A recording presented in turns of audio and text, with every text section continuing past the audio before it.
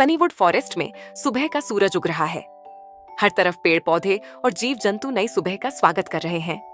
मिलिए रूपा से, सनीवुड की सबसे प्यारी खरगोश। रूपा हर सुबह उछलते कूदते जंगल में घूमती है, सभी से मिलती जुलती है और नई खोज की तलाश में रहती है। क्या खूबसूरत सुबह है, आज मैं किन नए दोस्तों से मिलूंगी, रूपा सोचती है। अचानक रूपा को एक अजीब सी आवाज सुनाई देती है, जैसे कोई रो रहा हो। वह तुरंत उस आवाज की दिशा में बढ़ती है। यह आवाज कैसी है? कोई परेशान लगता है, मुझे जाकर देखना चाहिए, रूपा अपने आप से कहती है।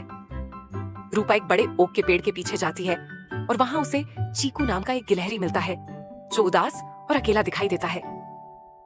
नमस्ते, मैं रूपा हूँ, क्या तुम ठीक हो? रूपा पूछती है।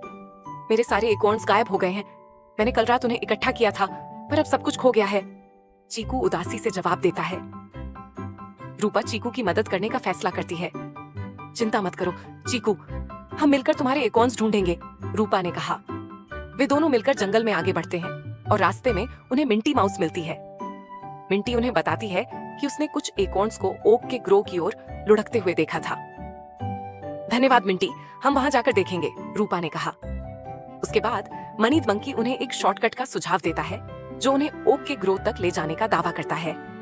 हालांकि ये शॉर्टकट उन्हें गलत दिशा में ले जाता है।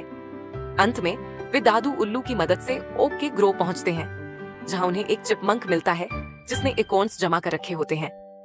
चिपमंक स्वीकार करता है कि उसने डर के मारे एकोर्न्स छिपा लिए थे। रूपा और चीकू उसे समझाते हैं कि चोरी करना गलत है और वे सभी मिलकर एकोर्न्स बांट लेते हैं। इस तरह वे एक नई दोस्ती की शुरुआत करते हैं और सब कुछ अच्छे से सुलझ जाता है। जैसे जैसे सूरज ढलता है, रूपा और चीकू खुशी खुशी घर वापस लौटते हैं। दादू उल्लू ऊंची शाखा पर बैठकर उन्हें देखते हुए मुस्कुराते हैं। रात होते ही सनीवुड फॉरेस्ट फिर से शांत हो जाता है। यही इस कहानी का सबक है, जब हम बांटना और समझना सीख जाते हैं तो अनजाने भी दोस्त बन सकते हैं और बड़े से बड़े डर को हम मिलकर मात दे सकते हैं।